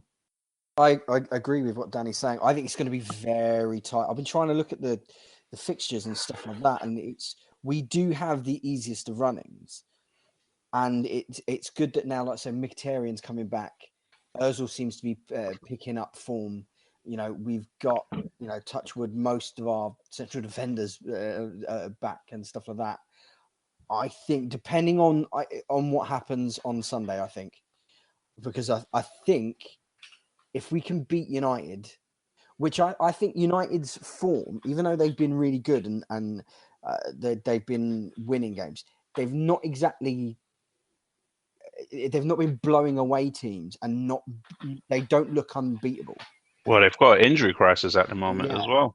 Massive one. I thought they were very fortunate to beat Southampton, and I think we could beat them on Sunday. And if we do, I think it'll be very interesting because I think Spurs look absolutely knackered. And I think I don't know. I think we might be able to make the top four. I think third might be a bit hard, but maybe a bit of a stretch, maybe. Totally agree as well. I'll just ask the next question from Noir Confidential. I'm not going to pick anyone. Whoever wants to answer this can answer it. Would you rather have your balls slowly crushed in a vice or support Spurs? And he says, personally, I think both would amount to the same thing, but with supporting Spurs, the pain and suffering would last longer. Dear, oh dear. That's a tough one, isn't it? Not really. No, get the vice out. I'll get Stephen and the twins out, and off we go. It just says balls, Danny. You don't have to free up your penis as well. I know I'm too fat now. I've got an innie where that used to be, so really it is only getting two things. Offering up the Vic Acres, the acres. Vic and the acres. Free the acres too. Okay, next question. Geoff, you can take this one. It's from Anthony Lawani. Says Bergkamp never fancied taking a penalty again after Villa Park in the 99 versus United. Yeah. Will Aubameyang be the same after his miss? I was there in '99. Shocking. I mean that heartbreaking. That was it. That was their treble gone then, mate. You know, they would never have had the treble. We'd have both. I don't think they would have won the league. Yeah, they would have won the league. No, we'd have gone on to win the league. Yeah. I was there. I was up in the corner. Bloody hell, was it cold and windy that day? Shocking, mate. Unbelievable. But there you go. No, I think he will. He's a forward, isn't he? He'll try. I wouldn't choose him again unless there was no one else on the pitch. How many has he missed this season? 2, 3? He hasn't missed any. I was listening. I think he has missed one. It came up on the when he went to take the penalty, and it shows like the little graphic of how many they've missed and stuff like that. I think there was one. I've never been confident with him taking penalties though. On that, Geoff, I was listening to a podcast earlier today. It was either the lot that you moonlight with. It was either them or it was Mike and Andy, where they said he's had 30 penalties, he scored 23 and missed 7. A game like that, personally, I would stick someone like Xhaka in the frame and say, right, just go and smash it, mate. Make the goalkeeper make a proper save. But he didn't look like he was up for it, did he? I mean, his starting position. If anyone's ever played football, right, you're taking a penalty. You can't run straight up on the ball. So starting position. All right, he moved to the side, but that's like showboating when they're doing that little bit to the side. I don't get it, and I think his starting position was wrong, and I don't think he fancied it, and that's where the problem lies. Sometimes, if in doubt, just smash it, smash it out of the stadium. But no, I don't think he will. I think he'll. I do. I think he will. I beg your pardon. I do think he will. He'll keep taking him if he's given the chance. Great. Let's fly through the rest of these questions then. Next question is from Nicky Wilson. It says, do you think they deliberately, not retrospectively, do you think they are deliberately not retrospectively banning people this year to make VAR look better next year? And what are some of the worst incidents not retrospectively punished, like when Arnautovic pushed Debussy into the advertising halls to break his shoulder? Danny, you can take that. Well, yeah, that's the one I'd have gone for, the Debussy one. But there's so much of the dark arts going on that they are going to be they're going to be hard pushed to try and get them all. Because all the way through the game, you're going to get these decisions being made. Then we're going to get people complaining that there's not been enough of them picked up, and then they're going to start picking VAR apart after the game and going, well, if we've got VAR, you've missed this, you've missed that.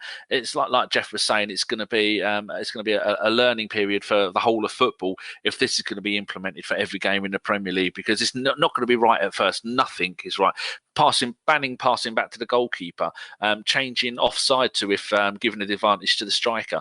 All these things are going to take time. Like, how many times have we seen there's been new rules coming from the FA for the beginning of the season, and for the first 9 or 10 games, the referees stick to those decisions, like the one where it was the goalkeeper can only take 3 steps with the ball. All these things, or it was 10 seconds, or another one. All these things, they start out with good intentions, and they end up just ignoring them. So it's going to be, but with VAR, you can't ignore it because it's going to be on the TV. But what really bugs me about it, they give them a 14-inch TV to look at it on. I've got a 55-inch TV here. I sit 3 foot away from the telly with my glasses on. I still can't see what's going on. So good luck on a 14-inch monitor. They should just get the old jumbotrons, wheel them down, and get everyone to sit in front of them. And the first part where it says not retrospectively banning people to make VAR look better. I think they're not doing it because of the referees. They don't want to undermine the referees even more than they have been already. So they try not to give too many retrospective bans. They just stick with whatever. Whether the referee saw it or not, we'll never know, do we? Because we never see the referee's report. We just get told that they saw it. So that's the end of it, I guess. But the referees are going to be held to their decisions, aren't they? And it's going to be so much they're not going to get away with, because they could say, "Oh, I didn't see it," and other things. But with the players being sneaky and shifty like they are nowadays, that could all be coming to an end. Like Geoff says, Spurs are going to get relegated. Yep, headbutts will be punished, maybe. Attempted headbutts. Okay, next question is, I'll give it to Richard. It's Lonzo Spencer. It says, why do some gooners think either Aubameyang or Lacazette ought to be sold when things aren't going their way? Because we have to moan about something. I genuinely don't know. Like I say, we got 2 amazing, elite strikers. I don't know. It's people just got to moan about something. I generally don't know how to answer that question, to be honest with you. Yeah, sell him all. Sell him. Yeah, sell Xhaka after he misplaces a pass. Play Mustafi up front. Funny enough, I think one of them will be sold this summer, but that's a different subject. To make money. Yes, exactly. To make money. If we don't qualify for Champions League, I think one of them will be sold to make up for that shortfall. Geoff, I'll give you this last one. It's from Home Run. It says, can we beat United in the last big game of the season? For far too long, United have humiliated us, especially coming to the Emirates as well. Our performance our performance in the last 13-14 years against United is very, very bad. We even lost to the United Moyes side. You know what? They've been better than us, haven't they? Up until the last 5 years, anyway. That in the main, obviously, the Fergie years, they edged it, didn't they? They had such a top team. But I don't think so over the last few years. I know we've been beat by them. We've beat them a couple of times, haven't we? But you know what? That last game, this is a big game this weekend, isn't it? And you'll see the mettle of Arsenal. I think they've been fortunate, United. They've had a decent run, and they beat some good teams as well, including us, Tottenham. Did they beat Liverpool? No, they drew with Liverpool, didn't they? Listen, it's a big game, and you don't know. It's a 50-50 match. We're at home, so hopefully the crowd can make a bit of a noise and give us the edge. And as long as we don't give away stupid goals, I mean, that last game we played against them, I think we dominate the game in the main, but we give 2 stupid goals. You can't give two goals away against a team like Man United and then expect to come back, and that's exactly what happened. If we're still in the game with 20 minutes to go, I fancy we can top them, definitely. Was that the game where Socrates got injured and then they scored like right after? Yeah. I think, did we have 2 or 3 injuries on the bounce? Same again. We don't stop getting injured, all defenders. Well, they've got quite a few injuries. Just looking at their list, Martial, Lingard, Matic, Herrera, Mata. Alexis is out for 8 weeks apparently. So he went limping off, didn't he? Well, yeah, we should have a good chance, then, shouldn't we? Really? Yeah. As long as we can, if we get someone to go in and just take out Pogba straight away, then we'll be all right. But that man is shown that he's one of the best in the world again, isn't he? I think they're going to play exactly how they played against us in the FA Cup. And what I would do in that case is not play Kolasinac, who was consistently targeted in that match. The Scum have scored. They're 4-0 up on aggregate against Dortmund. So that means 2 more Champions League games for them. Good.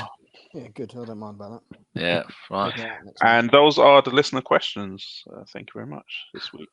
Right, Richard, it's time for you to do Fife's Forum, and we've only got 2 answers to this, so you can ask us to try and pad it out a little bit, and then if you can all get your gentleman's nod ready, and then we will be done. Right, no worries. Right, so this week's hashtag Fife's Forum question was, will we get a St. Tottenham's Day this year, and why? So like Danny said, we got two replies. First one was from Jimmy R, and it says, Spurs are scramble right now.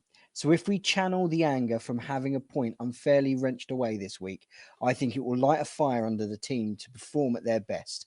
I'm marking my calendar for St. Tottenham's Day. Fair enough. And the other one was Noir Confidential. Is that out here? He said, will we? ? Yes. Why? Because Spurs are shit. Also, they have a tougher schedule. What about you guys? Any of you guys think we'll have a St. Tottenham's Day this year? Will it happen again? But I think it'll be tight. They've got some big games coming up, haven't they? Who have they got? They've got City to play, haven't they? Liverpool. I've actually got their list ready. They have got far away, Dan. They're away at an informed Southampton, who have got the Red Bull Leipzig. No, they're a decent team. They're at home to I've been postponed the game against Palace. Who they got this weekend? Southampton. Yeah, they got them, but then they're away to Liverpool. Good luck with that. Then they're at home to Brighton, and then Huddersfield, away to Man City, home to West Ham, and West Ham are going to be loving. They're going to be up for that. They're going to be away at Bournemouth, who at home are brilliant. And the final game of the season, they are at home to Everton, and Theo can score 2 goals, do 2-0, get stretched off, and become a legend again. So what are they at the moment? Are they 4? 4 points, yeah. 4 points. I think that's what's going to hurt us. It's the points on the board now. You know what? They might struggle at the weekend at Southampton, and if we could beat Man United, because they're going to struggle. It's a big game tonight in Dortmund, isn't it? You know what our form has been like after Champions League games. It's quite emotional, and it takes it out of you. So hopefully they'll struggle. And like Danny said, they've got to fit in that Crystal Palace game somewhere. Palace are quite good away from home as well. They've got a better away record than at home. And 2 more Champions League games, and now they're getting to the last 8. It's going to be even harder because they get better teams, and they're getting Real Madrid are going out, aren't they? I think they're still losing 2-0. Yeah. So hopefully they get someone that will wreck their team. Yeah, but I think we'll do it. I think it's going to be on because they're going to be concentrating on trying to get to the semi-finals and get knocked out like they usually do. But they're not going to win it. Don't leave a big gap after me saying that, for fuck's sake. Yeah. You're on your own, Dan. You're on your own. Oh, excellent. What do you think, Rich? I think it might be tight to get that. What's it, 4 points? No, fuck it. Yeah, we're going to do it. Sorry for swearing, Geoff. So just to confirm, Femster, are we doing it? Just doing it, yes. They're going to finish 5th, yeah. Jeff? I think it's going to be just a tiny little bit too tight. Well, you've got to rely on us winning nearly every game. Of course we will. I don't know. Play the corporal. We'll do it. It's hard, isn't it? We'll still be in Europe, I think. So I fancy we'll go further in Europe than they do, put it that way. It's not hard, is it? I'll go further in Europe in a minibus than they will. Right, so time to thank you very much to Richard and Femster doing that, and Judge Geoff, of course. Now we're moving on to gentleman's nods. While you lot are scrambling around trying to find someone, the usual gentleman's nod from the podcast goes to the lovely, lovely people who donated during the live show, the Spurs show. We had Unique, as always, chucked us a few quid. Yvonne did. Hunter Bun, which is a national pastime for me. Seatail, who has said that you don't pronounce a Z, it's a C-E-E. He did. Michael Hernandez, as always. Petito 100 from New York. Michael Harniman, Vibor Singh, Stefan Selby, who has helped me pick out a new PC, and Richard Morris and the Miners. And my personal one would go to Keith Flint, because back in the day when I used to go to what was it called, United Dance at Stevenage, back in the mid 90s, I had my Audi and I had a 15, 16-inch sub put on the parcel shelf, and we used to go there and play Prodigy. Only the second and third albums, didn't like the first album, and Firestarter and Smack My B Up and all that stuff, and it was rattling so much that the number plate came off. But never have I played music louder than I played Prodigy in my car.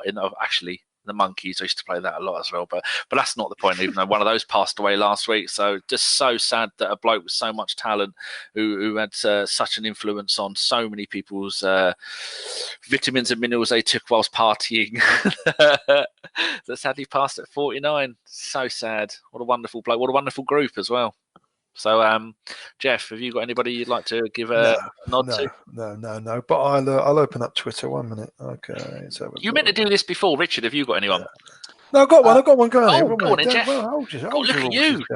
You got the yellow pages fingers. The last tweet that I was copied into is from a Alomo Arsenal. ALAMO Arsenal. No, certainly not. But give him a shout. I mean, is that Alamo? Alamo, yeah. As in the Alamo. Yeah, the Alamo. Excellent. Much like our defence at times. Indeed. That's it anyway. Good luck to him. Yes, cheers. Richard, have you got anyone? I do. He is Mr. Fee, and he's at Nola Guna. NOLA Guna. Oh, very top man. Very nice. One of the funniest blokes I've ever met in my life. Oh, you haven't met Jason Davis on 17 pints of Baby Sham. That is a thing to behold. Femster, have you got anyone you'd like to say hello to? Yeah, someone who I converse with a lot on Twitter. She's very, very knowledgeable, good replying as well. Her name is Olivia Landry, and at is at liv, LIVLAN, at liv lan. Very, very. She's got an anti-Cronky sign on her avatar, so that's always a good very vocal, very, very pro Arsenal, especially when it comes to referees and refereeing decision and pundits and having a go at journalists who try to make a name for themselves as well. John Cross. Right, that's this week's show. That was quite swift. That's been nearly 2. No, it's been about an hour and a half, Geoff. That's not bad, is it? We do try and get a move on when Geoff's on because he's a busy man, aren't you, Geoff? Not too bad at all, Dano. It's right on time. I think all the rest of the boys would have enjoyed it as well. They did, right. Thank you very much to Femster and Richard for joining us. It's been brilliant. People, you can expect to hear these two a little bit more often now that we've got the ABW injury crisis. They've got scurvy, they've got plague, they've got rickets, they've got everything. And so Richard's done back-to-back shows. And Femster, you'll come back, wouldn't you? Definitely. Your audio quality has made me moist. That's the important thing, people. I demand someone who can speak. And he said effluently. That's not right, is it? That's shit. What's it? Eloquently. Fuck it. How can those two things be polar opposites but sound the same? He's a brilliant speaker. And Richard, I'm going to need to sort out your headset for you. I've got one here that I might post to you to make you sound a little bit. I've got your volume on maximum. So if Richard's been a little bit quiet during the show, people, we're going to do something about that. They're both going to come back. And it's the main man. It's Geoff. You've been doing this for me for 7 years, Geoff, and we're still going on like a newly married couple. It's wonderful, isn't it? It's beautiful. It's a beautiful thing, Daniel, isn't it? I'm going to meet Sian. Wants to come to some games. But it's going to be the beginning of next season because she doesn't finish uni until June, and she got all excited until I told her we don't play football in June. So beginning of next season, she doesn't go back until the end of September. So August and September, I will be coming to games. I'm going to come and see you, Geoff. I'm going to give you a big hug, and I'm going to give you a good sniff. Yeah, I'll let your tyres down. I'll tell you. Hey, actually, I'll be in the electric one, then pneumatic. Good luck. Right, thank you very much, everybody. This has been a Bergkamp Wonderland, an Arsenal podcast. We will see you again on Thursday with Lana, John, and Josh. And if John can't make it, then I'll be stepping into the hot seat because Jason has done a bunk. We don't know where he is. He's done a runner. And get well soon to all of the ABW members who are currently ill from something, be it scurvy or any of the other stuff, or just can't work because you work nights. Poor old Ellis and Carl there. So I'm going to shut up now. Good night, everyone. Hello, dear listener. Are you still there? Everybody's gone. wasn't Femster and Richard brilliant? So they're going to be on a little bit more. We're going to sort Richard out with I've got a spare set of headphones that you wonderful listeners paid for with all your donations and stuff. So I've got him in my bedroom. They've been in there for 2 years. They're covered in dust, but I'm going to post them to him. So his audio quality will be top quality, which is what we want. Someone asked us about Patreon this week. Some bloke listened to the live show in America called Mr. Singh. He chucked some money at us. Then about an hour later, someone from America called Mr. Singh followed us on Twitter. So I DM'd him and said, "Oh, thanks for the money today. Was that you? And thanks for the money today." He said, "No, that wasn't me." I said, "That's quite weird. 2 people in America, both gooners, both called Mr. Singh. That's brilliant." He went, "But if you have Patreon, then I can give you some money that way. I'd like to donate." I said, "No, we don't do Patreon." And so I thought I'd explain to people why we don't do Patreon. Now, a lot of people do podcasting for a living, like the wonderful Arsblog, Arscast, does Patreon for a living. Oh, who scored? Ajax have scored a third. Is this? Have they?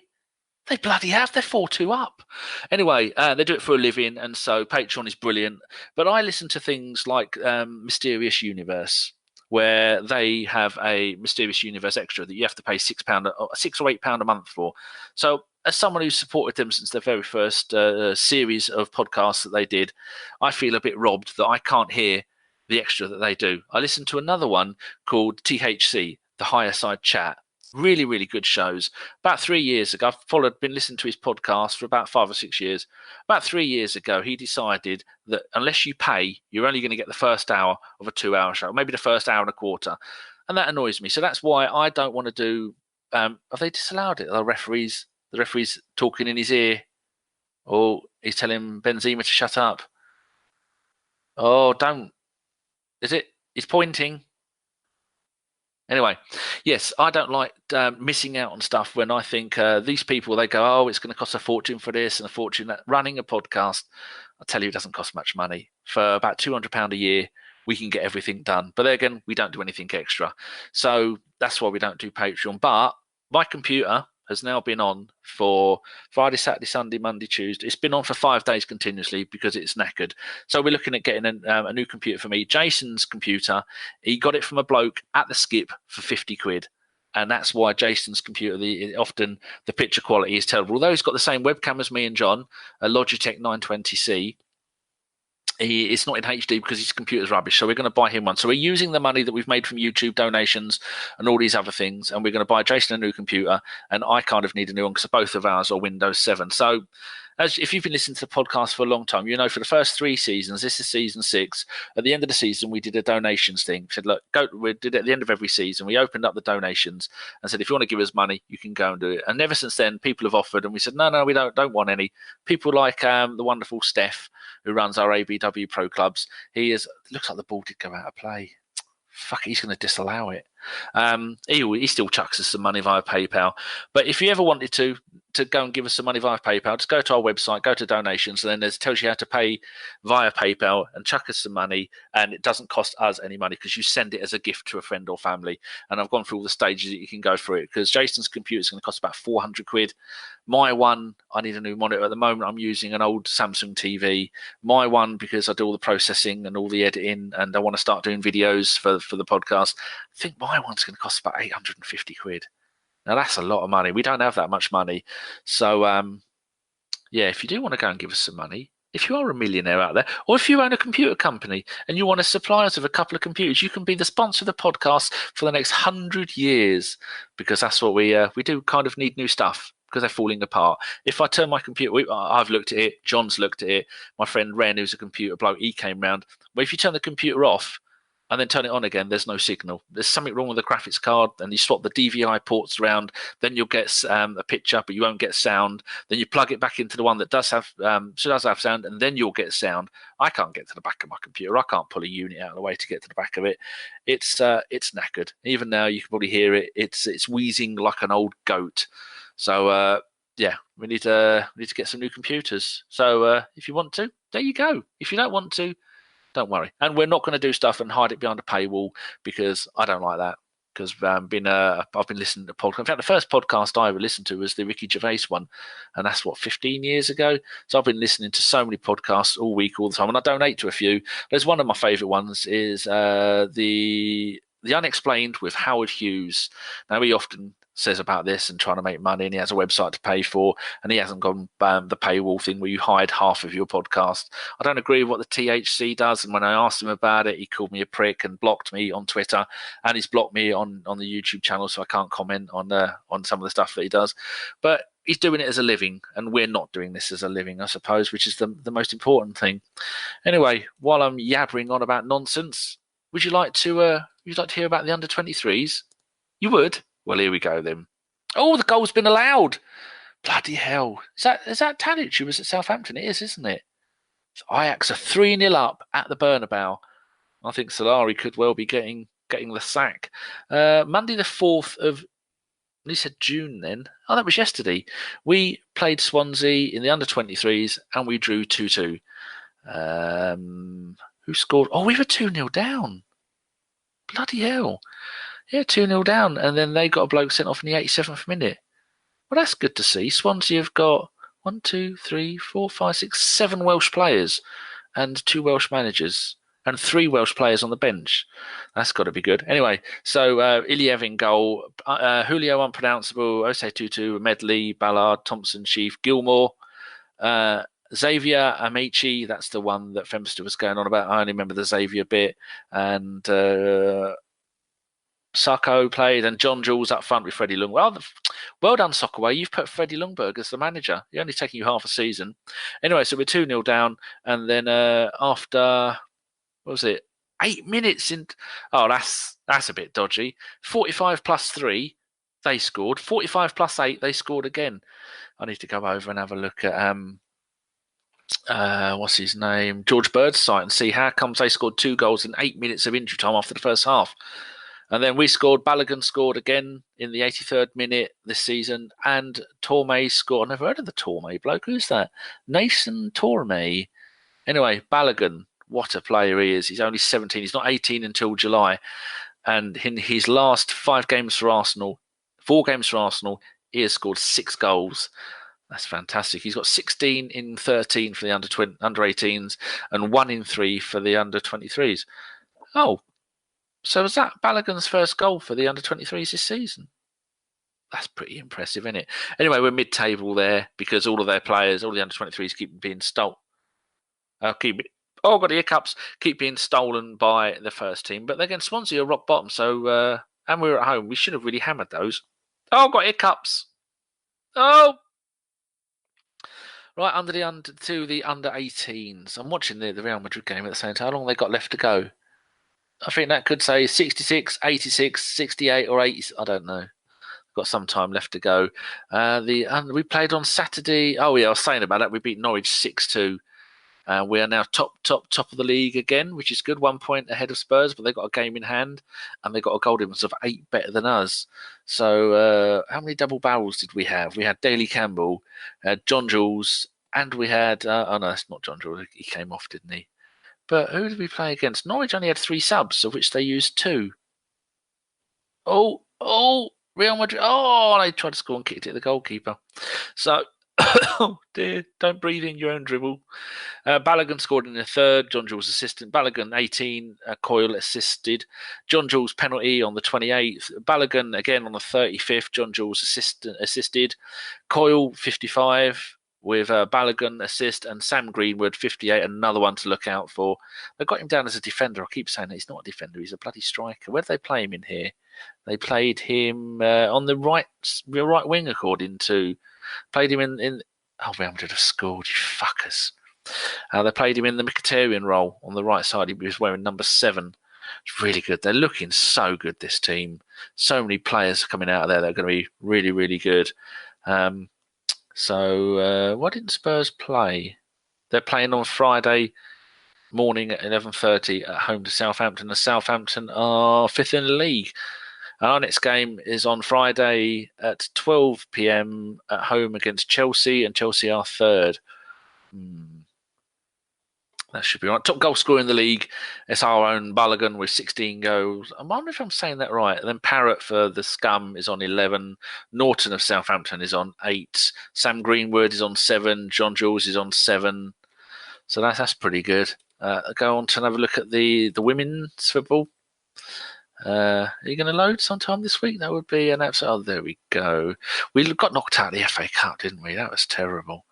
The last league game we played was on the 20th of February. Beat Yeovil Town 3-0. We are 2 points off of the top, but we've got 2 games in hand, and we've got a goal difference of 8 better. So, yeah, that looks pretty good. I'm just going to go and have a look at this, see if we've played any games since then. We probably have. I know the FA Cup one. Yeah, we drew 0-0 with Man City, and then we lost them on penalties. Our next game is going to be the 14th. That's weird, isn't it? So you've gone 8 days there, 14 there, 22 days without a game, without a league game. Oh, dear. So our top goal scorer for the ladies is Vivian Madima, who's got 16 in 14. And our next goal, my favourite player for the ladies is Van de Donk, 10 in 13. Kim Little has got, is it Kim? I'm sure it's Kim, yeah. She's got 7 in 8. And then we've got Jordan Nobbs, 9 in 8. That's fantastic. Plus got a couple of really good goalkeepers. Is there anything else I need to go and have a look at? I'm going to go and attempt to have a look at the physio room because it always brings a pop-up and it always starts. Oh, Ajax have scored again! Oh, you cheeky boys. Here you go. It's ready. It's bringing up audio. Bugger off. Right, Arsenal. Click on that. We have Bellerin ACL. Oh, that's going to be 6 to 9 months. That's going to be terrible. Rob Holding, ACL knee injury as well. 6 to 9 months. Same thing. Danny Welbeck, isn't he back in training now? I think that's it. We've only got 3 injuries.